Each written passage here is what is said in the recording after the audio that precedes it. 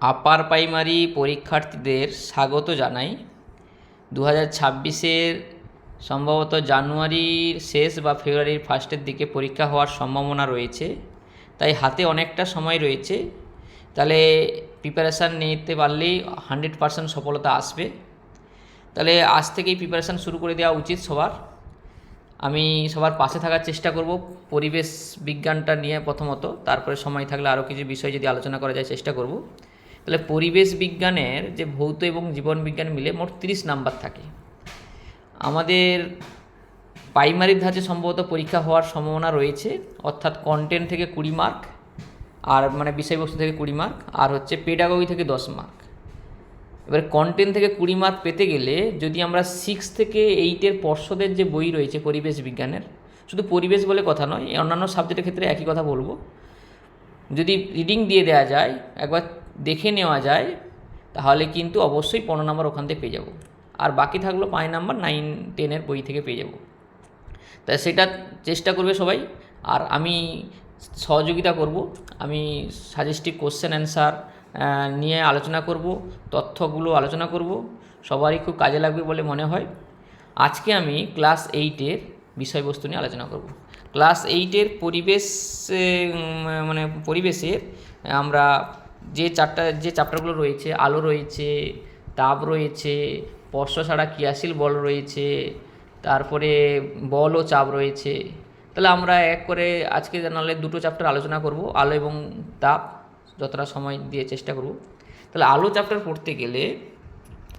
পড়তে গেলে যে পয়েন্টগুলো আমাকে নোট করতে হবে, দেখে নাও নোটগুলো আমি করে দিয়েছি, পয়েন্টগুলো একটু বুঝে নেওয়ার চেষ্টা করি। এক হচ্ছে সদ্বিম্ব অসদ্বিম্ব। এই সদ্বিম্ব অসদ্বিম্বের ধারণাটা কি? সদ্বিম্ব মানে যাকে চোখেও দেখা যায়, পর্দায়ও ফেলা যায়। যেরকম আমরা সিনেমার পর্দায় যে প্রতিবিম্বটা দেখতে পাই, তা সদ্বিম্ব, কারণ চোখেও দেখতে পাচ্ছি এবং পর্দায়ও ফেলা যাচ্ছে। আর অসদ্বিম্বটা কি? অসদ্বিম্ব হচ্ছে যাকে চোখে দেখা যায় কিন্তু পর্দায় ফেলা যায় না। আমরা আয়নায় যে ছবিটা দেখতে পাই সেটা একটা প্রতিবিম্ব, তাকে চোখে দেখতে পাচ্ছি কিন্তু তাকে পর্দায় ফেলতে পারবো না। তাই ওই কারণে আয়নায় প্রতিবিম্বটা হচ্ছে অসৎ প্রতিবিম্ব, আর সিনেমার পর্দায় প্রতিবিম্ব হচ্ছে সৎ। এই ধারণা থাকলেই এখান থেকে একটা কোশ্চেন পেয়ে যেতে পারো। চলে আসি দ্বিতীয় পয়েন্টে, বস্তু এবং প্রতিবিম্বের মধ্যে দূরত্ব। এই দূরত্বটা আমরা যদি জানি যে একটা প্রতিফলক তল অর্থাৎ আয়না থেকে বস্তুটা যত দূরত্বে থাকবে, প্রতিবিম্ব ঠিক তত দূরত্বে থাকবে। অর্থাৎ বস্তুটা যদি আয়না থেকে 10 মিটার দূরত্বে থাকে, প্রতিবিম্বটা ঠিক আয়না থেকে 10 মিটার দূরত্বে পেছনে থাকবে। এইবারে যদি বস্তুটাকে যদি কাছে সরিয়ে আনি দর্পণের দিকে, প্রতিবিম্বও কাছে সরে আসবে। যত মিটার কাছে সরাবো প্রতিফলকের কাছে, তত মিটার প্রতিবিম্বও সরে আসবে। যত মিটার বস্তুটাকে আমরা প্রতিফলক তল থেকে সরিয়ে নিয়ে যাব, প্রতিবিম্বটা ঠিক প্রতিফলক তল ততটা সরে যাবে। মানে যাই বস্তুটাকে যত মিটার সরাবো বা এগিয়ে নিয়ে আসবো, প্রতিবিম্ব ঠিক তত মিটার এগিয়েও আসবে, সরে আসবে। এবারে এখান থেকে যদি একটা এক্সাম্পল হিসেবে যদি বলি, যে ধরো একটা বস্তু 10 মিটার দূরত্বে ছিল, তাহলে আমরা অবশ্যই বলবো প্রতিবিম্বটাও প্রতিফলক তলে 10 মিটার দূরত্বে থাকবে। তাহলে বস্তু এবং প্রতিবিম্বের মধ্যে দূরত্ব কত? বস্তু এবং প্রতিবিম্বের মধ্যে দূরত্ব হবে 10 আর 10 যোগ করলে 20। এবারে যদি কোশ্চেন পড়ে যে যদি 2 মিটার সরিয়ে আনা হয়, তাহলে তখন বস্তু এবং প্রতিবিম্বের মধ্যে দূরত্ব কত হবে? তাহলে 10 ছিল, 2 মিটার সরিয়ে আনছি, মানে বস্তু দূরত্ব হচ্ছে 8 প্রতিফলক তল থেকে। আর একই রকম তাহলে প্রতিফলক তল থেকে প্রতিবিম্বের দূরত্ব 8, তাহলে 8 আর যোগ করলে কত হবে? 16। তাহলে এইভাবে কিন্তু যে কোনো কোশ্চেন, এখান থেকে একটা কোশ্চেন থাকার সম্ভাবনা খুবই রয়েছে, 100% রয়েছে। তাহলে এটা একটু ভালো করে বুঝে নেওয়ার চেষ্টা করবে, বস্তু এবং প্রতিবিম্বের মধ্যে দূরত্ব। চলে আসি পরের পয়েন্ট থেকে, প্রতিবিম্বের সংখ্যা। আমরা যখন সেলুনে চুল কাটতে যাই তখন আমরা অনেকগুলো মাথা দেখতে পাই।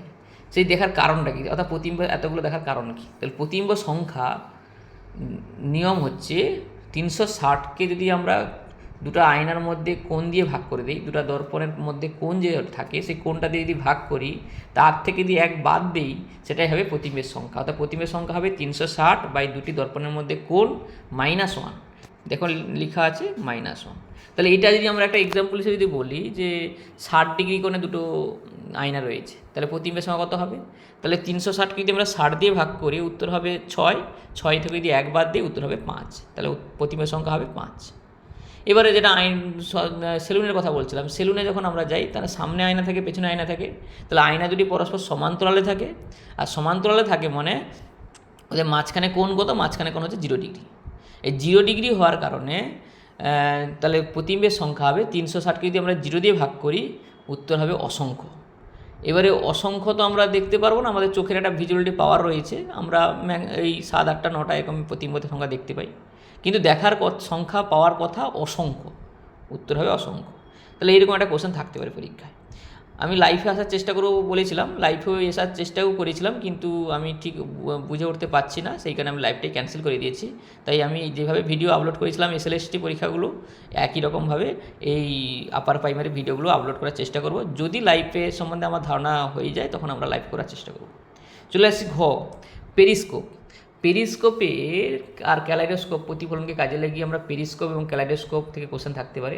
পেরিস্কোপ আমরা সবাই জানি, যখন সামনে যদি কোনো বাধা থাকে আমরা তখন তার কীভাবে দেখতে পাবো, তো দেখার জন্য পেরিস্কোপ লাগে। পেরিস্কোপে আমরা যে দুটো আয়না লাগানো থাকে, সেই দুটো আয়না কত ডিগ্রি কোণ করে থাকে সেটা পরীক্ষায় কোশ্চেন থাকতে পারে। আমরা উত্তর জানি, পেরিস্কোপে আয়না কত ডিগ্রি কোণ থাকে, 45 ডিগ্রি কোণে থাকে।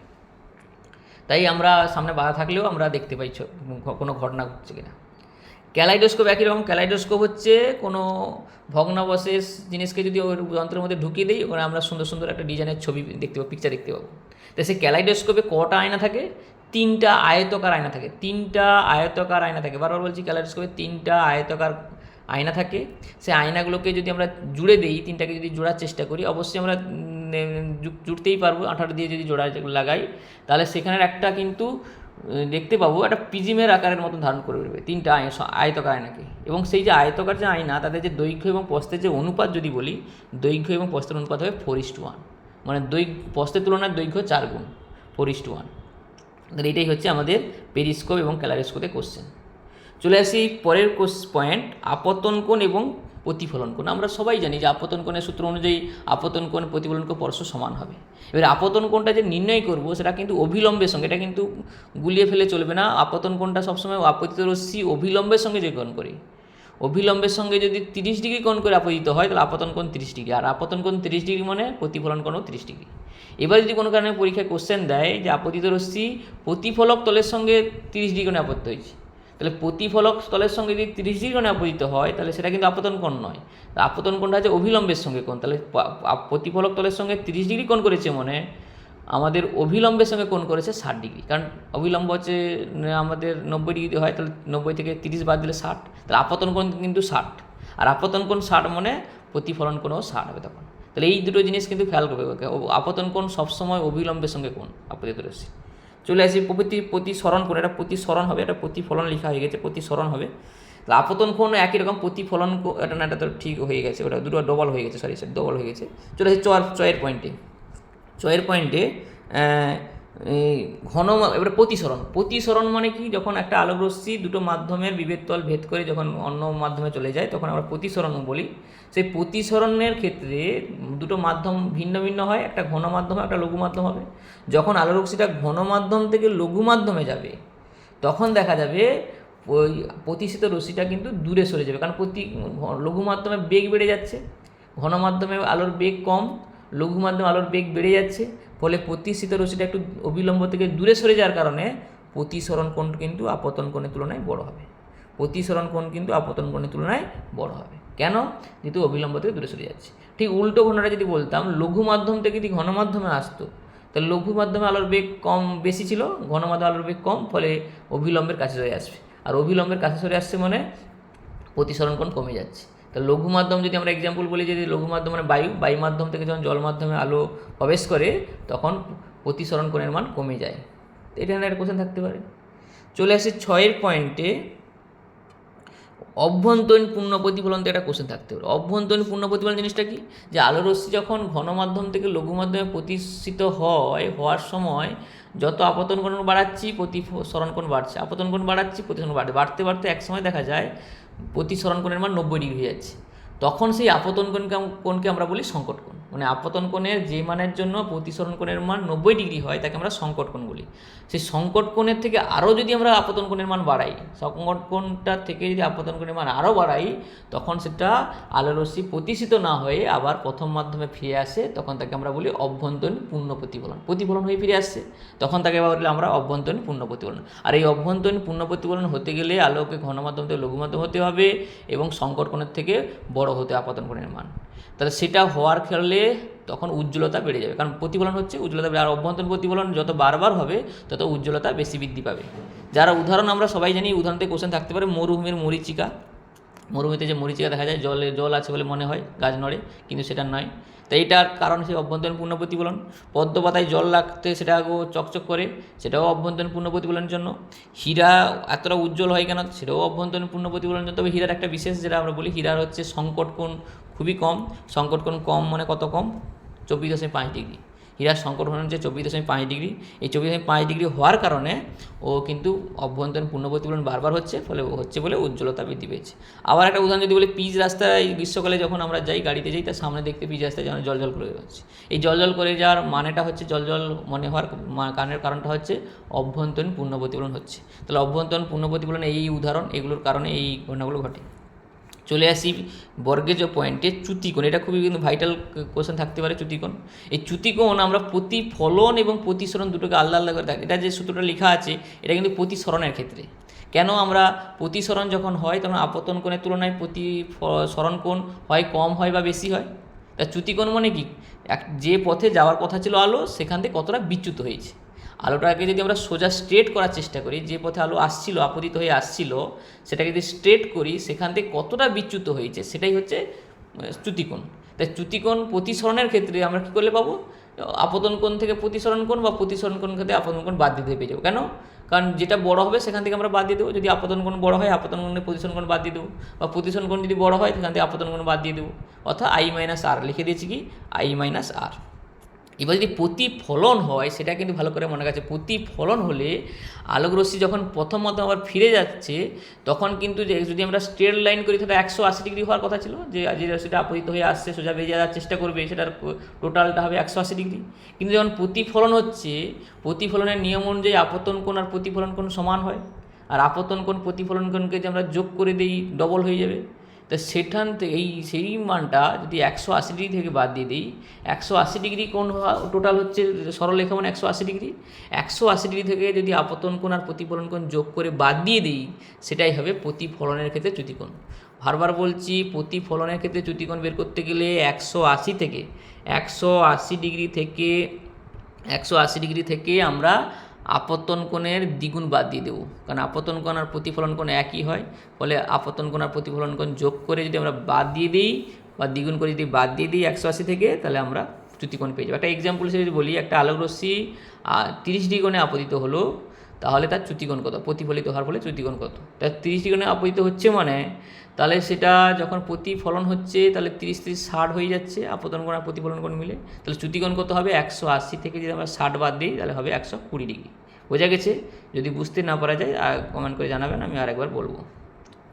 চলে আসছি এবারে যে পয়েন্টগুলো আলোচনা, এখান থেকে কিন্তু কোশ্চেন থাকার সম্ভাবনা রয়েছে। সেই কোশ্চেনগুলোই এবারে আলোচনা করব। এবার এক করে কোশ্চেনগুলো আপনারা দেখার চেষ্টা করুন, বলার চেষ্টা তো লাইভ নয়, বলার চেষ্টা করতে পারবেন না। আপনারা দুটো দেখে নেওয়ার চেষ্টা করবেন। অবশ্যই ভালো লাগলে এই চ্যানেলটিকে সাবস্ক্রাইব করবেন এবং বন্ধুদের মধ্যে শেয়ার করে দিবেন। চলে এসেছি প্রথম কোশ্চেন, সিনেমার পর্দা হওয়া উচিত কেমন? তাহলে সিনেমার পর্দা হওয়া উচিত, আমরা সবাই জানি সিনেমা পর্দা সাদা হওয়া উচিত, আর হচ্ছে অমসৃণ হওয়া উচিত। কারণ অমসৃণ হলে বিক্ষিপ্ত প্রতিফলন হবে, আর বিক্ষিপ্ত প্রতিফলন হলে আলো চারদিকে ছড়িয়ে পড়বে। তাহলে চারদিকে ছড়িয়ে পড়া হওয়া মানে সমস্ত জায়গায় দর্শক দেখতে পাবে। এইখানে আমাদের উত্তর কী হবে? সাদা এবং অমসৃণ। 2 নম্বর পয়েন্ট হচ্ছে প্রতিবিম্ব সৃষ্টির কারণ কী? প্রতিবিম্ব সৃষ্টির কারণ, প্রতিবিম্ব যে সদ্বিম্ব হোক অসদ্বিম্ব হয়, সে প্রতিফলনের জন্য হতে পারে আর প্রতিসরণের জন্য হতে পারে। কারণ আমরা প্রতিফলন হলেও প্রতিবিম্ব পাই, প্রতিসরণ হলেও প্রতিবিম্ব পাই। তাহলে উত্তর এটা নিয়ে আমার কোনো সন্দেহ নেই, সবাই বলতে পারবে 2C, প্রতিফলন এবং প্রতিসরণ। 3 পয়েন্টে দেখো, সমতল দর্পণের ক্ষেত্রে প্রতিবিম্বের দূরত্ব এবং বস্তু দূরত্ব কী হয়? এই কোশ্চেনটাই বারবার আলোচনা হয়েছে। সমতল দর্পণ হওয়া মানে প্রতিবিম্বের দূরত্ব যা হবে, বস্তু দূরত্ব যা হবে, প্রতিবিম্বের দূরত্ব তাই হবে। অর্থাৎ উত্তর কী হবে? 3 A সমান। চলে আসি 4 নম্বর কোশ্চেন, একটি সমতল দর্পণের লম্বভাবে আপতিত আলোর রশ্মি যখন আপতন কোণের মান কত? একটা আলোর রশ্মি যখন লম্বভাবে আপতিত হচ্ছে, তাহলে অভিলম্বের সঙ্গে তার কোণ কত? 0 ডিগ্রি। আলোর রশ্মি লম্বভাবে আপতিত হচ্ছে, তাহলে অভিলম্বই তো লম্ব, তার সঙ্গে কোণ কত? 0 ডিগ্রি। আর 0 ডিগ্রি মানে আপতন কোণ 0 ডিগ্রি। আর ওখানে যদি প্রতিফলন কোণ চাইতো, সেটাও 0 ডিগ্রি হতো। তাহলে এখানে আপতন কোণ চেয়েছে আমাদের, তাহলে উত্তর হবে এখানে 4C 0 ডিগ্রি। কারণ আপতন কোণ 0 ডিগ্রি, কারণ লম্বভাবে আপতিত হচ্ছে। চলে আসি 5 কোশ্চেন, সমতল দর্পণে গঠিত প্রতিবিম্ব কী হবে। সমতল দর্পণে যে প্রতিবিম্ব দেখতে পাবো, বলেছি সমতল দর্পণের প্রতিবিম্বকে পর্দায় ফেলা যায় না, অবশ্যই তাহলে এটা কী প্রতিবিম্ব হবে, অসৎ প্রতিবিম্ব। সমতল দর্পণে যে প্রতিবিম্ব সেটা অসৎ প্রতিবিম্ব, ওকে পর্দায় ফেলা যায় না। চলে আসি 6 কোশ্চেন, পেরিস্কোপ। 6 কোশ্চেন দেখো, পেরিস্কোপে সমতল দর্পণ দুটি কত ডিগ্রি কোণে থাকে। আমরা আলোচনা করেছি দুটো যে আয়না থাকে সেটা অবশ্যই 45 ডিগ্রি কোণ থাকে, 45 কোণ থাকে বলে আমরা দেখতে পাই, নাহলে দেখতে পেতাম না। চলে আসি 7 কোশ্চেন, বিক্ষিপ্ত প্রতিফলনে প্রতিফলনের সূত্র মেনে চলে কি চলে না। অবশ্যই নিয়মিত হোক আর বিক্ষিপ্ত প্রতিফলন, দুটোই প্রতিফলন কিন্তু প্রতিফলনের নিয়ম মেনেই চলতে হবে, কারণ না মেলে হবে না। তাহলে উত্তর হবে অবশ্যই মেনে চলে, বিক্ষিপ্ত প্রতিফলনের সূত্র মেনে চলে। চলে আসি 8 কোশ্চেন, দর্পণ থেকে বস্তু দূরত্ব 5 সেমি হলে প্রতিবিম্ব থেকে বস্তুত্ব কত হবে। তো দর্পণ থেকে বস্তুত্ব 5 সেমি যদি হয়, তাহলে দর্পণ থেকে প্রতিবিম্বের দূরত্ব কত হবে, সেই 5 সেমি হবে। এখানে চেয়েছে প্রতিবিম্ব এবং বস্তুর মধ্যে দূরত্ব কত, তার দুটো যোগ করে দিতে হবে, 5 5 কত হবে 10। আবার বলছি, বস্তু থেকে প্রতিফলকের বা আয়না দূরত্ব যদি 5 সেমি হয়, আয়না থেকে প্রতিবিম্ব 5 সেমি, তাহলে বস্তু এবং প্রতিবিম্বের মধ্যে দূরত্ব কত হবে, 5, এদিকে 5 এদিকে 5, মোট হবে 10 সেমি। তাহলে 10, 8 বি। চলে আসে 9 কোশ্চেন, সমতল দর্পণ থেকে বস্তু দূরত্ব কমালে বা বাড়ালে বস্তু এবং প্রতিবিম্বের দূরত্ব কমবে বা বাড়বে কত গুণ। তাহলে দূরত্ব যখন বাড়াচ্ছি বা কমাচ্ছি, তাহলে বস্তু মানে বাম দিকেও কমবে কমালে, আর প্রতিবিম্বের দূরত্বও কমবে, মানে বস্তু প্রতিফলক তল থেকে বস্তু দূরত্ব যতটা কমবে, প্রতিফলক তল থেকে প্রতিবিম্বের দূরত্ব ততটাই কমবে। তাহলে কমালে দ্বিগুণ কমে যাচ্ছে, আবার যদি বাড়াই দ্বিগুণ বেড়ে যাবে। আমি যদি 10 ছিল, আরও 2 বাড়ালাম বস্তু দূরত্ব, তাহলে 12 হলো। এখানে প্রতিবিম্বের দূরত্ব 10 ছিল, 2 বেড়ে গেল, 12 হলো। তাহলে 2 2 4 বেড়ে গেল, মানে যা থাকবে তার আমরা দ্বিগুণ সংখ্যক বেড়ে যাবে। যা বাড়ানো হবে বা যা কমানো হবে, তার দ্বিগুণ সংখ্যক বাড়বে বা কমবে। কমালে দ্বিগুণ কমবে, বাড়ালে দ্বিগুণ কমবে। তাহলে এটা নিয়ে বোঝা গেছে। এটা অনেকে বুঝে উঠতে যদি না পারা যায় তাহলে বলার চেষ্টা করবেন, আরেকবার বলবো। 10 কোশ্চেন, যে শ্রেণীর অক্ষরগুলিতে পার্শ্বীয় পরিবর্তন হয় না। পার্শ্বীয় পরিবর্তন হতে গেলে অক্ষরগুলি অপ্রতিসম হতে হবে, মানে যাকে সমান দুভাগে ভাগ করা যায় না। আর যাদেরকে সমান দুভাগে ভাগ করা যায়, যেরকম ওকে সমান দুভাগে ভাগ করা যায়, তো একে কিন্তু আয়নাতে দেখলে ওর মতোই লাগবে, কারণ যাকে সমান দুভাগে ভাগ করা যায় তাকে প্রতিসম বস্তু বলা হয়। আর প্রতিসম বস্তুর পার্শ্ববর্তন হয় না, কারণ দুটো দিক সমান তো। আর যেটা অপ্রতিসম বস্তু, যেটা পিকে সমান দুভাগে ভাগ করা যাবে না, তাহলে পিকে যখন আয়নার সামনে রাখবো তখন সেটা কিউর মতন লাগবে। এই কারণে অপ্রতিসম বস্তুর পার্শ্ববর্তন ঘটে। যেমন অক্ষরগুলো যদি দেওয়া আছে, কোনটা পরিবর্তন হয় না, নাহলে আসলে প্রতিসম অক্ষরগুলো কোনটা হয় না, মানে প্রতিসম অক্ষর। তাহলে প্রতিসম অক্ষর দেখো ও হবে, তাহলে প্রথম অপশানটাতে হবে না, বি ডি এগুলো হবে না, তাহলে বি অপশানটাও হবে না, পি টি আছে। সি অপশানে দিয়ে দেখো, সি অপশানে কিন্তু রয়েছে যে 3টা রয়েছে সবগুলোই কিন্তু প্রতিসম। ওটা প্রতিসম, এমটা প্রতিসম, ইউটা প্রতিসম, আয়নার সামনে রাখলে একই রকম লাগবে। তাহলে 10 সি। চলে আসি 11 কোশ্চেন, 60 ডিগ্রি কোণে আপতিত দুটি দর্পণের মাঝখানে একটি বস্তু রাখলে প্রতিবিম্বের সংখ্যা কত হবে। তাহলে আলোচনা করা হয়েছে, প্রতিবিম্বের সংখ্যা বের করার সূত্র হচ্ছে 360কে কোণ দিয়ে ভাগ করতে হবে, 360/60 -1। তাহলে উত্তর হবে 6 - 1 মানে 5, 11 ডি। চলে আসি 12 কোশ্চেন, কচু পাতার উপরে জলের ফোঁটা চকচক করে কেন। কচু পাতার উপরে জলের ফোঁটা চকচক করে আমরা আলোচনা করেছি একটু আগে, অভ্যন্তরীণ পূর্ণ প্রতিফলনের জন্য। অভ্যন্তরীণ পূর্ণ প্রতিফলন হয় বলে কচু পাতায় জল চকচক করে। 13 কোশ্চেন, একটি সমতল দর্পণে আলোকরশ্মি 30 ডিগ্রি কোণে আপতিত হলে চ্যুতিকোণ কত। আলোচনা করেছি যে 30, এটা প্রতিফলন যখন হচ্ছে সমতল দর্পণ যখন বলা আছে, তাহলে 180 থেকে আমরা 30-এর দ্বিগুণ বাদ দিয়ে দেবো, কারণ আপতন কারণ প্রতিফলন করে যোগ করে বাদ দিয়ে দেবো। তাহলে 180 - 30 30 60 বলে 120 ডিগ্রি। তাহলে 13 হবে বি। 13 বি বোঝা গেছে সবার। এই কোশ্চেনগুলো কেমন হয়েছে জানাবেন, ইম্পর্ট্যান্ট কিনা। অবশ্যই এগুলো সাজেস্টিভ কোশ্চেন, এগুলো পরীক্ষা পড়ার সম্ভাবনা রয়েছে।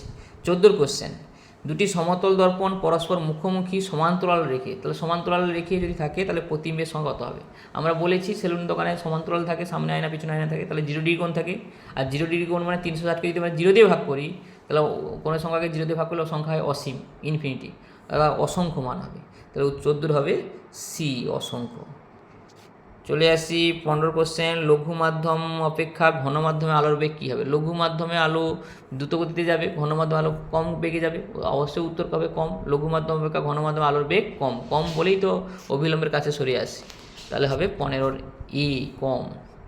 চলে আসি 16 কোশ্চেন, আলোক রশ্মির চ্যুতিকোণ 90 ডিগ্রি হলে সমতল দর্পণে আপতন কোণ, খুবই ভেরি ভেরি ইম্পর্টেন্ট কোশ্চেন। দেখো চ্যুতিকোণ দিয়ে দিয়েছে, চ্যুতিকোণ 90 ডিগ্রি মানে আপতন কোণ আর প্রতিফলন কোণের যোগফল কত হবে?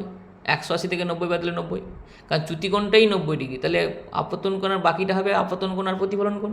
তাহলে আপতন কোণ আর প্রতিফলন কোণ হবে 180 থেকে যদি 90 বাদ দিই 90, তাহলে আপতন কোণ আর প্রতিফলন কোণ সমান হয় আমরা জানি। তা 90কে অর্ধেক করলে কত হবে? 45। তাহলে উত্তর হবে 45। এটা কি আরেকবার বলবো, আবার বলছি, চ্যুতিকোণ 90 ডিগ্রি বলা আছে মানে 180 থেকে যদি 90 বাদ দিয়ে দেই সেই 90 হবে আপতন কোণ প্লাস প্রতিফলন কোণ, আর দুটো যেহেতু সমান হয় তাহলে সমান মানে অর্ধেক করলে 45, তাহলে উত্তর হবে আপতন কোণ হবে 45 ডিগ্রি। 16 বি। 17 কোশ্চেন, দুই মাধ্যমের আপেক্ষিক প্রতিসরাঙ্ক নির্ভর করে কার ওপর? দুই মাধ্যমের আপেক্ষিক প্রতিসরাঙ্ক নির্ভর করে আলোর বর্ণ এবং মাধ্যম দুটির প্রকৃতির ওপর। আলোর বর্ণর উপরও নির্ভর করবে আর মাধ্যম দুটির প্রকৃতির ওপর নির্ভর করে। এগুলো মনে রাখার বস্তু, এগুলো মনে রেখে দিবে। আলোর বর্ণের ওপর নির্ভর করে, প্রকৃতির ওপর নির্ভর করে। 18 কোশ্চেন, অভ্যন্তরীণ পূর্ণ প্রতিফলনের সময় ঘনমাধ্যমে আপতন কোণ সংকট কোণের থেকে কী হবে? তাহলে সংকট কোণটা তো থেকে প্রতিফলন হতে গেলে সংকট কোণ থেকে আরও বেশি কোণ করতে হবে, তাহলে আপতন কোণের মান সংকট কোণের থেকে বড় হতে হবে, কারণ সংকট কোণ মানে প্রতিসরণ কোণ 90 ডিগ্রি হয়, তো সেখান থেকে প্রতিফলন হচ্ছে না, আরও তোমাকে যদি বাড়ানো হয় আপতন কোণ, তথা সংকট কোণের থেকে আপতন কোণ বড় হতে হবে, তবে অভ্যন্তরীণ পূর্ণ প্রতিফলন হবে। তাহলে হবে 18 এ, আপতন কোণটা সংকট কোণের থেকে বড় হতে হবে, তবেই অভ্যন্তরীণ পূর্ণ প্রতিফলন হবে। 19 কোশ্চেন, প্রতিফলনের পার্শ্ববর্তন হয় যখন বস্তুটা কি হয়? যখন বস্তু একটু আলোচনা হয়েছে, পার্শ্ববর্তন হবে যদি অপ্রতিসম হয়। অপ্রতিসম মানে যাকে সমান ভাগে ভাগ করা যায় না, তাদের ক্ষেত্রেই পার্শ্ববর্তন হয়। 20 কোশ্চেন, ঘনমাধ্যম থেকে লঘু মাধ্যমে আলোর প্রতিসরণের সময় সংকট কোণের মান যদি 80 ডিগ্রি হয়, তাহলে প্রতিসরণ কোণের মান কত? তা সংকট কোণ কথার মানেই হচ্ছে যে কোণ হোক না কেন আমাদের প্রতিসরণ কোণের মান 90 ডিগ্রি হবে। তো এটা নিয়ে কোনো সমস্যা নেই, আমাদের প্রতিসরণ কোণ অবশ্যই 90 ডিগ্রি হবে। সংকট কোণের মান 90, যাই কোণ হোক না কেন, 80 ডিগ্রি হোক 70 ডিগ্রি হোক, প্রতিসরণ কোণের মান সবসময় 90 ডিগ্রি হবে। তাহলে 20 বি 90। চলে আসি 21 কোশ্চেন, ক্যালাইডোস্কোপ যন্ত্রে আয়না তিনটিকে আঠা দিয়ে জোড়া লাগালে সেটা কেমন আকার পায়? আমরা বলেছি যে তিনটা আয়তাকার আয়না থাকে, তিনটা আয়নাকে যখন জুড়ে ফেলবো তখন সেটা হয়ে যাবে প্রিজমের মতন হয়ে যাবে। প্রিজম যখন দেখতে হয়, ভূমি থাকে, হ্যাঁ, সেই প্রিজমের মতন হয়ে যাবে, অর্থাৎ প্রিজমের আকার হয়ে যাবে। তাহলে 21 হচ্ছে বি, আয়তাকার আয়না কিন্তু জুড়ে ফেলে তিনটাকে প্রিজমের মতন হয়ে যাবে। আর সেই আয়তাকার আয়নার যে অনুপাত, দৈর্ঘ্য প্রস্থের অনুপাত আমরা বলে দিয়েছি 4:1 থেকে, সেটা একটা লিখে দিয়েছি 4:1। চলে আসে 22 কোশ্চেন, আলোক রশ্মি সংকট কোণে আপতিত হলে প্রতিসরণ কোণ কত হবে? তাহলে আলোক রশ্মি যদি সংকট কোণে আপতিত হয়, আমরা বলেছি সংকট কোণে আপতিত হলে প্রতিসরণ কোণ 90 ডিগ্রি। এটা দুটি কোশ্চেন রিপিট হয়ে গেছে, একই কোশ্চেন। তাহলে সংকট কোণ হবে প্রতিসরণ কোণ 90 ডিগ্রি। সংকট কোণ যাই হোক না কেন, প্রতিসরণ কোণ 90 ডিগ্রি হবে। 23 কোশ্চেন, আলোর অভ্যন্তরীণ পূর্ণ প্রতিফলনে আপতন কোণের মান কত হবে? তাহলে অভ্যন্তরীণ যদি পূর্ণ প্রতিফলন হয়, আপতন কোণের মান আমাদের সংকট কোণের থেকে বড় হবে, কারণ সংকট কোণের থেকে বড় হলেই তো তবে অভ্যন্তরীণ পূর্ণ প্রতিফলন হয়। এই কোশ্চেনটাও মোটামুটি একই রকম প্রায় হয়ে গেছে, তাহলে সংকট কোণের থেকে বড় হতে হবে। 23 বি।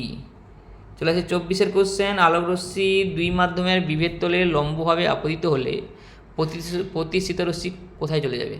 তো লম্বভাবে আপতিত হচ্ছে মানে আপতন কোণ 0 ডিগ্রি, আর আপতন কোণ 0 ডিগ্রি মানে প্রতিসরণ কোণও 0 ডিগ্রি হবে, তাহলে অভিলম্ব বরাবর চলে যাবে। তাহলে অভিলম্ব বরাবরই চলে যাবে, যেরকম অভিলম্ব বরাবর এসেছিল অভিলম্ব বরাবর চলে যাবে। তাহলে 24 হবে সি। 25 কোশ্চেন, একটা ঘড়িতে দাগ চিহ্নগুলো দেওয়া আছে, সেখানে আয়নার সামনে 9টা 20 মিনিট যদি বাজে, তাহলে প্রকৃত সময় কত? তাহলে খুবই ভেরি ভেরি ইম্পর্টেন্ট কোশ্চেন। তাহলে আয়নাতে থাকলে আমাদের উল্টো দেখে মনে হয়, উল্টোটা মানে সংখ্যাটা মানে 12 থেকে আমরা বাদ দিয়ে দেবো। তাহলে টোটাল 12 থেকে যদি 9টা 20 বাদ দিয়ে দিই, তাহলে আমাদের কটা হবে? 2টা 40 হবে। তাহলে 2টা 40 মিনিট, যেটা আয়নাতে 9টা 20 মিনিট লাগছে, সেটা কিন্তু অ্যাকচুয়ালি বাজে কটা? 2টা 40। তাহলে হবে, কারণ 20 আছে, 60 থেকে 20 বাদ দিলে 40, আর 10 চলে গেল, 12 থেকে 10 বাদ দিলে 2, তাহলে হবে 2টা 40। 2টা 40 মিনিট। 25 বি। চলে আসে 26 কোশ্চেন, দুটি আয়নাকে এমনভাবে রাখা হলো যাদের মধ্যবর্তী কোণ 60 ডিগ্রি, তাহলে প্রতিবিম্বের সংখ্যা কত হবে? এটাও কোশ্চেন রিপিট হয়েছে। তাহলে 360কে 60 দিয়ে ভাগ করলে 6, 6কে করলে 5, তাহলে 26 হবে সি। চলে আসে 27 কোশ্চেন, সমতল দর্পণে বস্তুর আকার প্রতিবিম্বের আকারে কী হয়? বস্তুর আকার প্রতিবিম্ব সমান হয়, কারণ আমরা আয়নাতে যখন মুখ দেখি, আমাদের মুখ যেরকমই সাইজের হয় সেরকমই সাইজে দেখতে লাগে, অর্থাৎ প্রতিবিম্বের আকার যেরকম হবে বস্তুর আকারও তাই হবে, কোনো পরিবর্তন হয় না। চলে আসে 28 কোশ্চেন, কোনো আলোক রশ্মির কোনো দর্পণের তলের সঙ্গে 40 ডিগ্রি কোণে যদি দর্পণে আপতিত হলে প্রতিফলন কোণের মান কত হবে? তাহলে 40 ডিগ্রি সমতল দর্পণের সঙ্গে 40 ডিগ্রি, তাহলে সমতল দর্পণের সঙ্গে 40 ডিগ্রি মানে সেটা আপতন কোণ নয়, তাহলে আপতন কোণটা হবে 90 থেকে 40 বাদ দিলে যেটা হয় অর্থাৎ হবে 50 ডিগ্রি। তাহলে 50 ডিগ্রি যদি আপতন কোণ হয় তাহলে প্রতিফলন কোণ হবে 50 ডিগ্রি হবে। এটা কিন্তু ইম্পর্টেন্ট কোশ্চেন। প্রতিফলক তলের সঙ্গে 40 ডিগ্রি বলা আছে, মানে তাহলে আপতন কোণ কিন্তু 40 নয়, আপতন কোণ হচ্ছে 90 থেকে 40 বাদ দিলে 50। তাহলে আপতন কোণ 50 মানে প্রতিফলন কোণ 50। 29 কোশ্চেন, কোন বর্ণের আলোর প্রতিসরাঙ্ক সবচেয়ে কম? যার আলোর বেগ বেশি সেই বর্ণটা বেশি বেঁকে যেতে পারে না, সোজা বেরিয়ে যাবে, চলে যাবে। তা লাল বর্ণের আলোর গতিবেগ বেশি বলে লাল বর্ণ সোজা বেরিয়ে যাওয়ার চেষ্টা করবে, ফলে এর প্রতিসরণটা মানে এদের সরে যাওয়ার ক্ষমতা, সরে যাওয়ার ক্ষমতা কম, ফলে এখানে কিন্তু প্রতিসরাঙ্ক কম। তা লাল বর্ণের আলোর প্রতিসরাঙ্ক কম, প্রতিসরাঙ্ক মানে কতটা আলো বিচ্যুত হয়ে সরে যাচ্ছে, তাই সেই প্রতিসরাঙ্ক হচ্ছে লাল বর্ণের সবচেয়ে কম, কারণ লাল বর্ণের গতিবেগ বেশি বলে। চলে আসে 30 কোশ্চেন, সমতল দর্পণ থেকে প্রতিবিম্বের দূরত্ব বস্তুতে কী হবে? তাহলে সমতল প্রতিবিম্বের দূরত্ব বস্তুতে সমান হবে, বস্তু যত যাবে প্রথমে তাই হবে। 31 কোশ্চেন, একটি স্বচ্ছ কাঁচের ব্লকে লম্বভাবে আলোর রশ্মি ফেললে তোমাকে প্রতিষ্ঠিত রশ্মি আঁকতে বললে প্রতিষ্ঠিত রশ্মি অবিলম্বের সঙ্গে যে কোণ করে থাকবে। তো লম্বভাবে আপতিত হচ্ছে মানে প্রতিষ্ঠিত রশ্মি 0 ডিগ্রি হবে, লম্বভাবে আপতিত মানে আপতন কোণ 0 ডিগ্রি, আপতন কোণ 0 ডিগ্রি মানে প্রতিসরণ কোণও 0 ডিগ্রি হবে। চলে আসি 32 কোশ্চেন, একটি আলোক রশ্মি প্রতিফলকের ওপর যে কোণে আপতিত হলে আপতিত রশ্মি এবং প্রতিফলক রশ্মি একে অপরের লম্ব হবে। তাহলে একে অপরের লম্ব হবে মানে তাহলে একে অপরের লম্ব হবে মানে আপতিত রশ্মি প্রতিফলক রশ্মি, তাহলে দুটো মিলেই হচ্ছে 90 ডিগ্রি। তাহলে একে অপরের তাহলে প্রত্যেকটা কোণ কত? 45 ডিগ্রি, দুটোকে অর্ধেক করে দিলে 45, তাহলে উত্তর হবে 32 45 ডিগ্রি। চলে আসে 33 কোশ্চেন, পূর্ণ প্রতিফলনের সময় ঘন মাধ্যমে আলোক রশ্মি আপতন কোণ কত হবে? তাহলে পূর্ণ প্রতিফলনের সময় ঘন মাধ্যমে আলোক রশ্মি যে আপতন কোণ সংকট কোণের থেকে বড় হতে হবে। তাহলে সংকট কোণের থেকে বড় হলে তবে আপতন মানে অভ্যন্তরীণ পূর্ণ প্রতিফলন হবে, তাহলে সংকট কোণের থেকে বড় হতে হবে। চলে আসে 34 কোশ্চেন, সমতল দর্পণে প্রতিফলনের ক্ষেত্রে চ্যুতির মান কত? সমতল দর্পণে প্রতিফলনের ক্ষেত্রে চ্যুতির মান সর্বোচ্চ হবে। চ্যুতির মান সর্বোচ্চ কখন হবে? যদি কোণটা 0 ডিগ্রি হয়, কারণ কোণটা 0 ডিগ্রি হওয়া মানে তাহলে সবচেয়ে 180 ডিগ্রি থেকে 0 বাদ দিলেই অবশ্যই আমরা 180 ডিগ্রি পাবো, তাহলে 0 ডিগ্রি হবে। আর প্রতিসরণের ক্ষেত্রে চ্যুতির মান সর্বনিম্ন কখন হবে? প্রতিসরণের ক্ষেত্রে চ্যুতির মান সর্বনিম্ন হবে, তাহলে আমরা যদি প্রতিসরণ কোণ 90 ডিগ্রি হয়, আপতন কোণ 90 ডিগ্রি হয়, তাহলে আমরা বাদ দিলে সর্বনিম্ন হবে, তাহলে উত্তর হবে 90 ডিগ্রি। প্রতিসরণের ক্ষেত্রে একটু উল্টো হবে, 90 - 90, তাহলে 0 হবে। তাহলে 35 আর 34 হচ্ছে 0 ডিগ্রি। চলে আসি পরের কোশ্চেন, নিয়মিত প্রতিফলনে কি হয়? নিয়মিত প্রতিফলনে বস্তু প্রতিবিম্ব গঠিত হয়, বস্তু দৃশ্যমান হয়, বস্তুকে স্বচ্ছ দেখায়, বস্তুকে উল্টে দেখায়। তা নিয়মিত প্রতিফলনে বস্তুকে আমরা কি দেখতে পাই? নিয়মিত বস্তুকে আমরা প্রতিবিম্ব গঠিত হয়, নিয়মিত প্রতিফলনে বস্তু প্রতিবিম্ব গঠিত হয়, বস্তু দেখা যায় বটে, বস্তু প্রতিবিম্ব গঠিত হয়, তাহলে উত্তর হবে 36 একটি ব্যক্তি সমতল দর্পণের দিকে ভি বেগে দৌড়ালে প্রতিবিম্বটা ব্যক্তির দিকে কত বেগে দৌড়াবে? তাহলে ভি বেগে দৌড়াচ্ছে, তাহলে সেও ভি বেগে দৌড়ে আসবে, তাহলে এগিয়ে আসা মানে ব্যক্তির দিকে ব্যক্তির দিকে বস্তুটা কত হবে? আমাদের যেহেতু এখানে অপশানগুলো দেখছি ব্যক্তির দিকে 2 সরে যাবে না, সরে যাবে হবে না, ভি বেগে সরে যাবে হবে না, তাহলে সিটা দেখো এগিয়ে আসবে, তাহলে ওটাই হবে, তাহলে সি হবে 2v বেগে এগিয়ে আসবে। 38 কোশ্চেন, যে প্রতিবিম্বকে পর্দায় ফেলা যায় তাকে কি বলে? পর্দায় ফেলা যায় মানে সদ্বিম্ব, 38 বি। আর যে প্রতিবিম্বকে পর্দায় ফেলা যায় না তাকে আমরা কি বলবো? অসদ্বিম্ব, তাহলে উত্তর হবে এ। তাহলে এইগুলোই মোটামুটি গুরুত্বপূর্ণ সাজেস্টিভ কোশ্চেন। কোশ্চেনগুলো কেমন হলে জানাবে। এবারে চলে আসি পরের চ্যাপ্টার, তাপ। তাপ থেকে কি কোশ্চেন আসবে? তাপ মানে আমরা সবাই জানি গৃহীত বা বৈধ তাপ, তার বের করার সূত্র হচ্ছে এমএসটি। এম মানে ভর, এস মানে আপেক্ষিক তাপ মানে উপাদানের উপর ডিপেন্ড করে, আর টি মানে তাপমাত্রা বৃদ্ধি বা হ্রাস। তাহলে এই ভরের উপর মানে যত ভর বেশি হবে তার তাপ গ্রহণ বা বর্জন তত বেশি হবে। আর উপাদানের উপর নির্ভর করে, উপাদান কঠিন, তরল, গ্যাসের ক্ষেত্রে ভিন্ন ভিন্ন আপেক্ষিক তাপ হয়। যেরকম আমরা তলের মধ্যে জলের আমাদের জেনারেল যে তরলগুলো থাকে জলের আপেক্ষিক তাপ বেশি হয়, 1 হয়, 1 1 সবচেয়ে মান বেশি জলের তরলের। আর কঠিনগুলোর ক্ষেত্রে অনেক কম মান হয়, যেরকম আমরা তামার ক্ষেত্রে সবাই জানি 0.09 ক্যালোরি গ্রাম পার ডিগ্রি সেন্টিগ্রেড, তাহলে এখানে অনেক কম মান হয়। তাই যাই হোক, এই গৃহীত বা বৈধ তাপ বের করার সূত্রটা শুধু মনে রাখলেই হবে, এমএসটি। এম মানে ভর, এস মানে উপাদান, টি মানে উষ্ণতা বৃদ্ধি বা হ্রাস। চলে আসি পরের পয়েন্টে, আপেক্ষিক তাপ তো বললাম। এবারে গলন আপেক্ষিক তাপগুলো কয়েকটা লিস্ট বইতে একটু দেখে নেবে, মনে রাখার চেষ্টা করবে আপেক্ষিক তাপের কয়েকটা মান। আমি যেরকম বললাম তামার, জলের, এরকম আরও অ্যালুমিনিয়াম একটু বেশি হয়, সম্ভবত 0.03। তো যাই হোক, এগুলো একটু তাপগুলো একটু মনে রাখার চেষ্টা করে আপেক্ষিক তাপের কয়েকটা মান। চলে আসছি গয়ের পয়েন্ট। গলনাঙ্ক থেকে কোশ্চেন থাকতে পারে। গলনাঙ্ক থেকে কী কোশ্চেন থাকতে পারে, যে গলনাঙ্ক কাদের চাপ কী কোন কোন বিষয়ের উপর নির্ভর করে, চাপের উপর নির্ভর করে। আমরা চাপ বাড়ালে এই গলনাঙ্ক বাড়া কমা হতে পারে, সেগুলো আলোচনা করছি।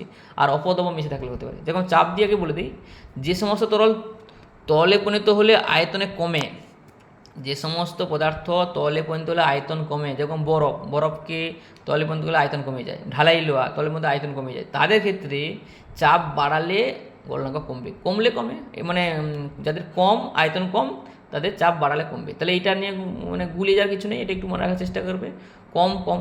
তাহলে আমরা বললাম যে সমস্ত তরলকে আয়তনে পরিণত করা হলে মানে আয়তন তরলে পরিণত করা হলে আয়তন কমে যায়, যেরকম বরফ ঢালাই লোহা এগুলোর ক্ষেত্রে কমে যাচ্ছে, মানে চাপ যদি বাড়াই গলনাঙ্ক কম হবে, চাপ বাড়ালে গলনাঙ্ক কমবে, যেরকম বরফ ঢালাই লোহা। তাই এই আর বাকিদের ক্ষেত্রে কী হবে, চাপ বাড়ালে গলনাঙ্ক বাড়বে, এদের ক্ষেত্রে কমছে। তাহলে কাদের ক্ষেত্রে কমছে, বরফ এবং ঢালাই লোহা। আরেকটা যদি বলি কোন বিষয়ের উপর নির্ভর করে গলনাঙ্ক, অপদ্রবের উপর। কোনো যদি আমরা বরফে যদি লবণ মিশিয়ে দিই তাহলে গলনাঙ্ক কিন্তু কমে যায়, আমরা জানি বরফে লবণ মিশালে গলনাঙ্ক কমে যায়, অনেকটা তাপমাত্রা কমে যায়। তাহলে অপদ্রব্য উপস্থিত থাকলে গলনাঙ্ক কমে যায়। এই অপদ্রব্য উপস্থিত থেকে একটা মিশ্রণ তৈরি করা যায়, হিম মিশ্রণ। আমরা সবাই জানি হিম মিশ্রণ অনেকটা ঠান্ডার পরিবেশ তৈরি করা হয়, মাছ মাংস সংরক্ষণ করা, ওষুধপত্র সংরক্ষণ করার জন্য ব্যবহৃত হয়। সেই হিম মিশ্রে বরফ এবং লবণের যে অনুপাত থাকে 3:1, একটু লক্ষ্য করার চেষ্টা করবে হিম মিশ্র। এখান থেকে কোশ্চেন থাকতে পারে। চলে আসি পরের কোশ্চেন, যে লিন তাপ থেকে কোশ্চেন থাকতে। লিন তাপ আমরা সবাই জানি, লিন তাপ হচ্ছে কাজ কি, যে শুধুমাত্র অবস্থার পরিবর্তন করে কিন্তু কখনো উষ্ণতার পরিবর্তন করে না। অবস্থার পরিবর্তন করে, কঠিন থেকে তরল, তরল থেকে গ্যাস, কিন্তু কখনো উষ্ণতার পরিবর্তন হয় না, উষ্ণতা একই থাকে, তাকে আমরা লিন তাপ বলি। সেই লিন তাপ থেকে কোশ্চেন থাকতে পারে। লিন তাপের যে মানগুলো, বরফ গলনের লিন তাপ 80 ক্যালোরি পার গ্রাম, জলের বাষ্পীভবনের লিন তাপ 537 ক্যালোরি পার গ্রাম। তো এই মানগুলো একটু মনে রাখার চেষ্টা করবে। চলে আসি ওয়ার পয়েন্ট, বাষ্পায়নের পয়েন্ট। বাষ্পায়ন কি, বাষ্পায়ন কোন কোন বিষয়ে নির্ভর করে। বাষ্পায়ন মানে তরল থেকে বাষ্পনীত হওয়া। আমরা বায়ু প্রবাহ যদি বেশি হয়, যেদিন বায়ু প্রবাহ বেশি থাকবে সেদিন তাড়াতাড়ি জামাকাপড় শুকিয়ে যায়, আমরা সবাই জানি। তাই সেইখানে বায়ু প্রবাহ বেশি হলে বাষ্পায়ন বাড়ে। উষ্ণতা যেদিন তাপমাত্রা খুব বেশি হয় সেদিনও তাড়াতাড়ি জামাকাপড় শুকিয়ে যায়, বাষ্প হয়ে যায় তরল জলটা, তা সেখানেও বাষ্পায়ন বাড়ে উষ্ণতা বাড়লে। পৃষ্ঠতলের ক্ষেত্রফল, আমরা যদি একটা চাকে কাপ থেকে ঢেলে দিয়ে ডিশে ঢেলে ফেলি তা তাড়াতাড়ি ঠান্ডা হয়ে যায়, অর্থাৎ পৃষ্ঠতলের ক্ষেত্রফল বেড়ে যাচ্ছে, মানে বাষ্পায়নও বেড়ে যাচ্ছে। তো এই কারণে বাষ্পায়ন বাড়তে পারে, উষ্ণতা বাড়লে, বায়ুপ্রবাহ বাড়লে, পৃষ্ঠতলের ক্ষেত্রফল বাড়লে। আর যদি আর্দ্রতা কম হয়, মানে আমাদের যদি বর্ষাকালে কিন্তু জামাকাপড় তাড়াতাড়ি শুকায় না, আমাদের গ্রীষ্মকালে বা শীতকালে তাড়াতাড়ি শুকিয়ে যায়, কেন, আর্দ্রতা কম থাকে। আর্দ্রতা মানে জলীয় বাষ্প যত কম থাকবে বা আর্দ্রতা যত কম হবে তত বাষ্পায়ন বেশি হবে। তাহলে বাষ্পায়ন কোন কোন কারণে বেশি হয় লিখে দিয়েছি, বায়ুপ্রবাহ বাড়লে, উষ্ণতা বাড়লে, পৃষ্ঠতলের ক্ষেত্রফল বাড়লে, আর আর্দ্রতা কম হলে। এই বাষ্পায়ন অনেক উদাহরণ দেখতে পাই, কুকুর জিভ বার করে হাঁপায়, মাটির কলসি জল ঠান্ডা লাগে, হাতে স্পিড ডাকলে ঠান্ডা হয়ে যায়, ঘামক্ত গায়ে আমরা যদি ফ্যানের সামনে দাঁড়াই ঠান্ডা আরাম লাগে। এই সমস্ত অনেক অজস্র উদাহরণ, যেটা বাষ্পায়নের উদাহরণ। চলে আসছি পরের পয়েন্ট থেকে যে কোশ্চেন থাকতে পারে, যে স্ফুটনাঙ্কগুলো থেকে। স্ফুটনাঙ্ক একই রকম, আমরা পারদের স্ফুটনাঙ্ক মনে রাখার চেষ্টা করি। পারদের স্ফুটনাঙ্ক যে 357 ডিগ্রি, হ্যাঁ, অনেকটা বেশি তরলগুলোর মধ্যে। আর তরল হাইড্রোজেনের যে স্ফুটনাঙ্ক অনেকটা কম, প্রায় পরম উষ্ণতার কাছাকাছি, -253। তরল হাইড্রোজেন এত তাপমাত্রায় স্ফুটে, -253 ডিগ্রি সেন্টিগ্রেড। আর পারদের স্ফুটনাঙ্ক 357 ডিগ্রি সেন্টিগ্রেড। তাহলে এইগুলো একটু মনে রাখার চেষ্টা করবে। আর স্ফুটনাঙ্ক কোন কোন বিষয় নির্ভর করে, স্ফুটনাঙ্ক হচ্ছে চাপের উপর নির্ভর করে। যত চাপ বেশি হবে তত স্ফুটনাঙ্ক বেশি হবে। এখানে প্রেশার কুকারে তাড়াতাড়ি সিদ্ধ হয়ে যায়, কেন, স্ফুটনাঙ্ক বেড়ে যায় বলে, কারণ চাপ, প্রেশারের মধ্যে চাপ বেশি হয়। আর চাপ যত কম হবে তত স্ফুটনাঙ্ক কম হবে। আমরা দার্জিলিংয়ে যখন যাই, উঁচু জায়গায় পাহাড়ের উঁচু চলে যাচ্ছে, মানে চাপ কমে যাচ্ছে, আর চাপ কমে যাচ্ছে না, স্ফুটনাঙ্ক কম। তা স্ফুটনাঙ্ক কম মানে সেখানে কোনো কিছু সেদ্ধ করতে গেলে অনেক বেশি সময় লাগে। তাই সেই কারণে চাপের ওপর স্ফুটনাঙ্ক নির্ভর করে, চাপ বাড়লে স্ফুটনাঙ্ক বাড়ে, চাপ কমলে স্ফুটনাঙ্ক কমে। আর অনুদ্বায়ী দ্রাবক যদি মিশিয়ে দেওয়া হয়, যদি লবণ মিশিয়ে দেয়, জলে যদি লবণ মিশিয়ে দিই তাড়াতাড়ি ফুটতে শুরু করে, মানে আমাদের স্ফুটনাঙ্ক বেড়ে যায়। অনুদ্বায়ী দ্রাবক মিশালে স্ফুটনাঙ্ক বেড়ে যায়। তাহলে এই হচ্ছে মোটামুটি স্ফুটনাঙ্ক কোন কোন বিষয় এখানে কোশ্চেন থাকতে পারে। এবার যে ঘনীভবনের উদাহরণ থেকে, ঘনীভবন মানে কি, তরল থেকে বাষ্পীভূত হওয়া। এই তরল থেকে বাষ্পীভূত হওয়ার উদাহরণ আমরা সবাই জানি, মেঘ। মেঘ মানে কি, জল বাষ্পের ওপর তরল ভেসে আছে, কিছু বাষ্প তরল হয়ে গেছে তারপর ভেসে আছে মেঘ। তাহলে মেঘ, কুয়াশা, শিশির, এগুলো হচ্ছে ঘনীভবনের প্রাকৃতিক উদাহরণ। এখান থেকে একটা কোশ্চেন থাকতে পারে, শিশিরাঙ্কে উষ্ণতা পৌঁছালে তবে শিশির মানে মেঘ কুয়াশা সৃষ্টি হয়। শিশিরাঙ্ক উষ্ণতা মানে শিশিরাঙ্ক মানে যে উষ্ণতায় বাষ্প দ্বারা সম্পৃক্ত হয়ে যায় বায়ুটা যদি বাষ্প যতটা দরকার বায়ুতে যতটা বাষ্প ততটাই যদি জলীয় বাষ্প থাকে তাকে আমরা শিশিরাঙ্ক বলি। সেই শিশিরাঙ্কের উষ্ণতায় পৌঁছে গেলেই এই সব ঘটনা ঘটতে পারে। এবারে চলে আসি যেখান থেকে বেশি কোশ্চেন পরীক্ষায় থাকার সম্ভাবনা রয়েছে, এই তাপের যে তিনটা প্রক্রিয়া, পরিবহন, পরিচলন আর বিকিরণ, এইটা কিন্তু ভালো করে বোঝার চেষ্টা করে, এখান থেকে একটা কোশ্চেন থাকার সম্ভাবনা রয়েছে। পরিবহন যেটা হয় কোন মাধ্যমে হয়? কঠিন মাধ্যমে। কঠিন পরিবহন মানে কি? মাধ্যম অবশ্যই প্রয়োজন, অবশ্যই কঠিন মাধ্যমে কিন্তু পরিবহন হয়। একটা ধাতুকে মানে একটা দুটো গরম বস্তুকে পদার্থকে যদি একটা গরম একটা ঠান্ডাকে তাহলে পাশাপাশি রাখি তবে পরিবহন হবে, কঠিন মাধ্যমে পরিবহন হয়। আর পরিচলন যেটা হয়, যখন কোনো তরলকে যখন ফোটানো হয় তার বাষ্পগুলো ঘুরে ঘুরে ঘুরে ঠান্ডা হালকা হয়ে উপরে উঠে যাচ্ছে, এই যে পরিচলন, এই পরিচলনটা তরল এবং গ্যাসের ক্ষেত্রে হয়। পরিবহনটা কঠিন মাধ্যমে হয়, ভালো করে জানেন, এখান থেকে একটা কোশ্চেন থাকবে, পরিবহনটা কঠিন মাধ্যমে, পরিচালনটা তরল বা গ্যাসের মাধ্যমে। আর বিকিরণের জন্য কোনো মাধ্যম লাগে না, বিকিরণ তো আমরা মাধ্যম ছাড়াই হয়, সূর্য থেকে আলো চলে আসে, তাপ চলে আসে, আলোর বিকিরণটা হয়, যেটা বিকিরণ পদ্ধতি হয়, যেটা মাধ্যম ছাড়াই হয়। তো এইখানে একটা কোশ্চেন থাকার সম্ভাবনা রয়েছে, ভালো করে দেখবে। আর বাকি হচ্ছে থার্মোফ্লাক্স আমরা সবাই জানি গরম জলকে গরম রাখতে সাহায্য করে। তো অনেকক্ষণ এই থার্মোফ্লাক্সের মধ্যে এরকম অনেকগুলো স্তর থাকে যার মাধ্যমে তাপের বাইরে বেরিয়ে আসার সম্ভাবনা নেই। তো এই থার্মোফ্লাক্স যিনি আবিষ্কার করেছেন তিনি হচ্ছে জেমস ডিওয়ার, এটা মনে কাছে জেমস ডিওয়ার। আর এই কারণে এই সব পয়েন্ট থেকে কোশ্চেন থাকবে, তো কোশ্চেনগুলো কী আছে বা ইম্পর্টেন্ট কোশ্চেনগুলো কী সেগুলো আমরা দেখে নেওয়ার চেষ্টা করি। এবার সবাই একটু দেখার চেষ্টা করবে গুরুত্বপূর্ণ কোশ্চেন। বরফ তাপ বর্জন করে জলে পরিণত হয়, এই ঘটনাটা কী বলে? তাপ বর্জন জলে পরিণত হচ্ছে মানে গলে যাচ্ছে, অবশ্যই গলন প্রক্রিয়া, কঠিন থেকে তরল হলে গলন। এটা খুব সহজ কোশ্চেন ছিল। সৌরতাপ, এই পরের কোশ্চেনটা খুব গুরুত্বপূর্ণ কোশ্চেন। দেখো, সৌরতাপ পৃথিবীর বায়ুমণ্ডলের মধ্য দিয়ে আসার সময় বায়ুকে কী করে? সৌরতাপ পৃথিবীর বায়ুমণ্ডলে আসার সময় কি গরম করে না, উত্তপ্ত করে না, কী হবে? আমরা বলবো উত্তপ্ত করে না। সৌরতাপ যখন চলে আসে বিকিরণ পদ্ধতিতে চলে আসে, সে কিন্তু উত্তপ্ত করে না, ফিরে যাওয়ার সময় তখন এটা হয়, কিন্তু উত্তপ্ত এমনি আসার সময় উত্তপ্ত করে না। তাহলে 12 হবে বি, বিকিরণ পদ্ধতিতে হলে মাধ্যমের প্রয়োজন হয় না, তাহলে বায়ুমণ্ডলের মধ্য দিয়ে আসার সময় বায়ুকে উত্তপ্ত করে না। চলে আসি 13 কোশ্চেন, তাপ গ্রহণের বস্তুর উষ্ণতা কী হয়? তাপ গ্রহণের বস্তুর উষ্ণতা অবশ্যই বৃদ্ধি পাবে, তাপ গ্রহণ করলে বস্তুর উষ্ণতা বাড়বে, তাহলে 13 এ। 14 কোশ্চেন দেখো, জল বরফে পরিণত হলে কী হয়? জল বরফে পরিণত হলে আয়তন বাড়ে, আমরা সবাই জল বরফ জলের উপর বরফ ভাসে, হ্যাঁ, আয়তন বেড়ে যায়, তাহলে অবশ্যই আয়তন বাড়ে। এবং হিসাবটা বলছে 1 জল থেকে 12 আয়তন পাওয়া যায়, বরফ পাওয়া যায়। চলে আসি 16 কোশ্চেন, বাষ্পীভবনের 16 কোশ্চেন, বাষ্পীভবনের বিপরীত প্রক্রিয়া কী? বাষ্পীভবনের বিপরীত প্রক্রিয়া, বাষ্পীভবন যখন হয় বিপরীত প্রক্রিয়া যেটা আমরা বলি, তরল থেকে বাষ্প হচ্ছে, বাষ্প থেকে তরল হওয়া মানে কি? তাহলে ঘনীভবন হবে, উত্তর হবে 16C। ওই প্রক্রিয়াগুলো থেকে কোশ্চেন থাকতে পারে একটা, তাহলে 16C। মানে কঠিন থেকে তরল হলে গলন, তরল থেকে বাষ্প হলে বাষ্পায়ন, বাষ্প থেকে তরল হলে ঘনীভবন, তরল থেকে কঠিন হলে কঠিনীভবন, আর কঠিন থেকে সরাসরি বাষ্প হলে ঊর্ধ্বপাতন। এবারে হচ্ছে পরিচলন পদ্ধতিতে তাপ সঞ্চালিত হয় কোন দিকে? পরিচলন যখন হয়, আমরা বাষ্পর কথা বলছিলাম, বাষ্প হালকা হয়ে উপর দিকে উঠে যায়, তাহলে পরিচলন পদ্ধতিতে তাপ সঞ্চালিত হয় অবশ্যই উপরের দিকে। কী হবে? উপরের দিকে। পরিচলন পদ্ধতিতে তাপ সঞ্চালিত হয় উপরের দিকে। 18 কোশ্চেন, তাপ প্রয়োগে তরলে পরিণত না হলে সরাসরি বাষ্পে পরিণত হয় এরকম পদার্থ কী? এটা ঊর্ধ্বপাতনের যে উদাহরণ বলেছিলাম আমরা, যে রয়েছে মোম, বরফ, আয়োডিন, লোহা, অবশ্যই আয়োডিন হবে, বাকিগুলো হবে না। আয়োডিন কঠিন থেকে সরাসরি বাষ্প হয়ে যায়, কঠিন আয়োডিন থেকে কঠিন বাষ্পীয় আয়োডিন হয়। 19 কোশ্চেন, কঠিন পদার্থে তাপ সঞ্চালিত হয় যে পদ্ধতিতে? কঠিন পদার্থের মধ্যে তাপ সঞ্চালিত বলেছি এক্ষুনি, কঠিন পদার্থ মানে পরিবহন হবে, উত্তর হবে এ, 19 এ পরিবহন। 20 কোশ্চেন, খুবই গুরুত্বপূর্ণ কোশ্চেন, তাপের ভালো বিক্রিয়ক কোনটা? তাহলে ভালো বিক্রিয়ক মানে আমরা স্বাভাবিকভাবে আমরা সাদা বস্তু বলতে পারি না, সাদা বস্তু নয়, কালো বস্তু হবে। কারণ কালো বস্তু হচ্ছে কালো বস্তু হচ্ছে তাপ শোষণ করে, ঠিক আছে, কিন্তু কালো বস্তু বিকিরণ ক্ষমতা বেশি। সাদা বস্তুর ক্ষেত্রে কি হয়? সাদা কম শোষণ করে নেওয়ার কারণে সে কিন্তু প্রতিফলিত বেশি করে। সাদা বস্তুর ক্ষেত্রে প্রতিফলিত বেশি হয়ে যায়, আর এখানে কিন্তু বিকিরণটা বেশি হবে কালো বস্তুর ক্ষেত্রে। তাহলে কালো বস্তু হচ্ছে ভালো বিকারক, হ্যাঁ, তাহলে 20 হচ্ছে সি। সাদা বস্তু যেরকম তাপ শোষণ করার ক্ষমতা কম, তাপ হচ্ছে প্রতিফলিত করে দেওয়ার ক্ষমতা বেশি, সেইখানে বিকিরক হবে না, তাহলে 20 উত্তর হবে সি, তাপের ভালো বিক্রিয়ক হচ্ছে সি। এটা একটু দেখার চেষ্টা করবে। 21 কোশ্চেন কোথায় গেল? 21 কোশ্চেন,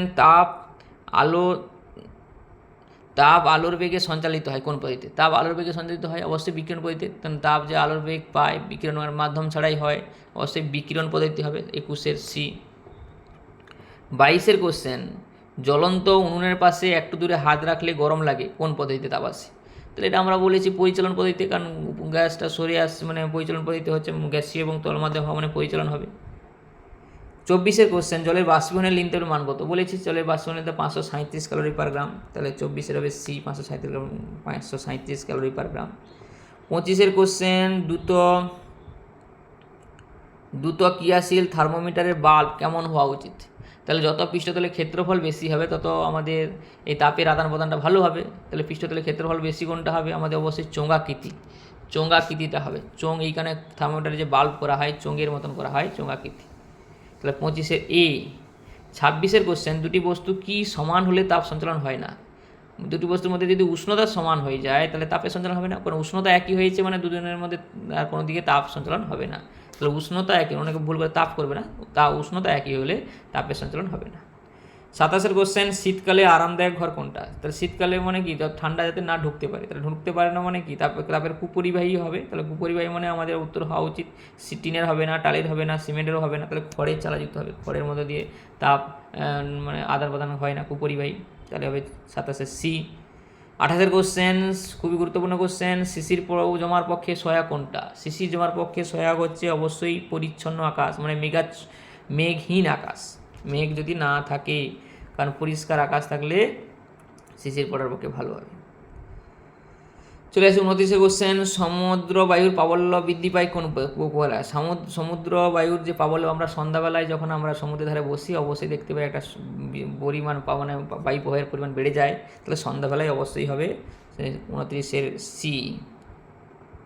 এবারে হচ্ছে 34-এর কোশ্চেন, জলে নুন মেশালে নুন জলের স্ফুটনাঙ্ক কী করেন? নুন জলের স্ফুটনাঙ্ক বেড়ে যায়, কারণ আমরা বলেছি জলে লবণ মেশালে স্ফুটনাঙ্ক বেড়ে যায়, তাড়াতাড়ি সেদ্ধ হয়ে যায়।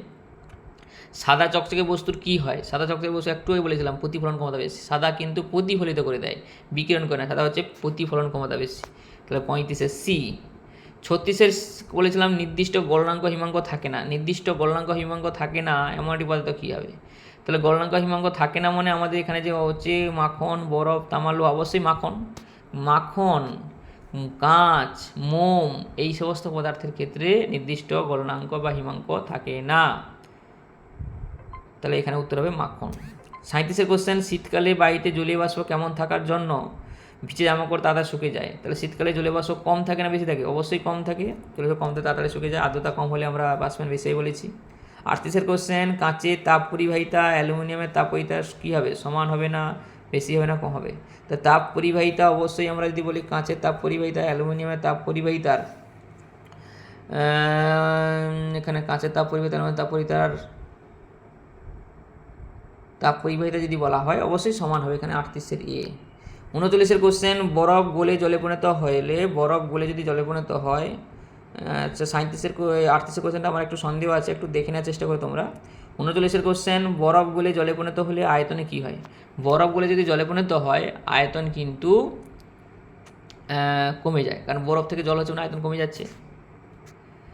বরফ সঙ্গে লবণ মেশালে উষ্ণতা কী হয়? উষ্ণতা হচ্ছে গলনাঙ্ক কমে যাচ্ছে, মানে উষ্ণতা কমে যাবে, গলনাঙ্ক কমে যায়, এখানে হিমবাহ তৈরি করা হয়। সূর্য থেকে তাপ কোন পদ্ধতিতে আসে? অবশ্যই বিকিরণ পদ্ধতিতে। তাপ পরিবহন কোন পদ্ধতিতে হয়? আমরা একটু বলি তাপ পরিবহন কঠিন মাধ্যমে হয়, কঠিন মাধ্যমে পরিবহন, গ্যাসীয় তরল গ্যাসের মধ্যে পরিচালন, আর মাধ্যম ছাড়া হলে বিকিরণ, এই তো হচ্ছে মেন কথা। চলে আসি পরের কোশ্চেন, বর্ষাকালে অপেক্ষা শীতকালে বাষ্পায়নের হার কী হয়? বর্ষাকাল অপেক্ষা শীতকালে বাষ্পায়নের হার বেশি হয়, কারণ আর্দ্রতা কম থাকে বলে, অবশ্যই বেশি, বর্ষাকালে অপেক্ষা শীতকালে বাষ্পায়নের হার বেশি, কারণ আর্দ্রতা কম থাকে। বিকিরণ প্রণালীতে তাপ সঞ্চালন হয় কি? সঞ্চালনের মাধ্যম কি হয় না? উত্তপ্ত হয় না। তাপ সঞ্চালন যখন হয় বিকিরণ পদ্ধতিতে তখন তাপ উত্তপ্ত হয় না। পারদের গলনাঙ্ক কত? পারদের গলনাঙ্ক যেটা হয়, পারদের গলনাঙ্ক এখানে হবে 39.5 ডিগ্রি সেন্টিগ্রেড, 39.5 ডিগ্রি সেন্টিগ্রেড। চলে আসি তরলের স্ফুটনের সময় কী হয়? তরল স্ফুটনের সময় উষ্ণতা, তরল যখন স্ফুটে তখন উষ্ণতা কী হয়? উষ্ণতা একই থাকে, কারণ স্ফুটন হচ্ছে তখন লিন তাপ কাজ করছে, তখন স্ফুটনের সময় উষ্ণতা বাড়ে না। উষ্ণতা যেই 100 ডিগ্রি ছিল সেই 100 ডিগ্রি থাকবে, বা যে উষ্ণতা ছিল সেই উষ্ণতাই থাকবে, শুধুমাত্র অবস্থার পরিবর্তন হচ্ছে। এবার হচ্ছে 100 ডিগ্রি উষ্ণতায় 2 গ্রাম জলকে ওই উষ্ণতায় বাষ্পে পরিণত করতে গেলে কত তাপ প্রয়োজন।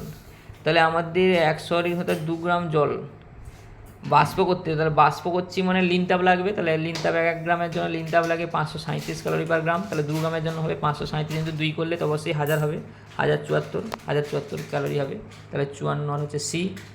56 কোশ্চেন, চাপ বিতে জলের স্ফুটনাঙ্ক কী হয়। চাপ বিতে জলের স্ফুটনাঙ্ক অবশ্যই বাড়ে, জলের স্ফুটনাঙ্ক বেড়ে যায়, কারণ চাপ বলে জলের স্ফুটনাঙ্ক বাড়ে। সীসা এবং টিন মিশিয়ে ফিউজ তার তৈরি করা হয়, কারণ কি। সীসা এবং টিন যখন ফিউজ তার তৈরি করা হয়, ফিউজ তারের মেল কারণ হচ্ছে গলে যায়, তাড়াতাড়ি গলে যায় বলে। তাহলে নিশ্চয়ই যেটা উত্তর হবে বিটার দিকে তাকাও, পরিবাহী তারের গলনাঙ্ক সীসা এবং টিন উভয়ের গলনাঙ্ক যে কম, মানে যে ফিউজ তারটা তৈরি হলো সীসা আর টিন দিয়ে, তাদের যে গলনাঙ্ক আলাদা আলাদা যদি সীসা টিন নিতাম তাদের থেকে কম, তাহলে গলনাঙ্ক কম হওয়ার কারণেই তো ফিউজ তার ব্যবহার করা হয়, তাড়াতাড়ি গলে গিয়ে যাতে বর্তনীকে রক্ষা করে। তাহলে 72-এর বি। চলে আসে 73 কোশ্চেন, কঠিনীভবনের পর পদার্থের ঘনত্ব সাধারণত কী হয়। কঠিনীভবনের পর পদার্থের ঘনত্ব যখন কঠিন থেকে যখন তরল থেকে যখন কঠিন হয়, তাহলে অবশ্যই ঘনত্ব বেড়ে যাবে, কারণ আয়তন কমে যাচ্ছে, তাহলে অবশ্যই ঘনত্ব বৃদ্ধি পাবে।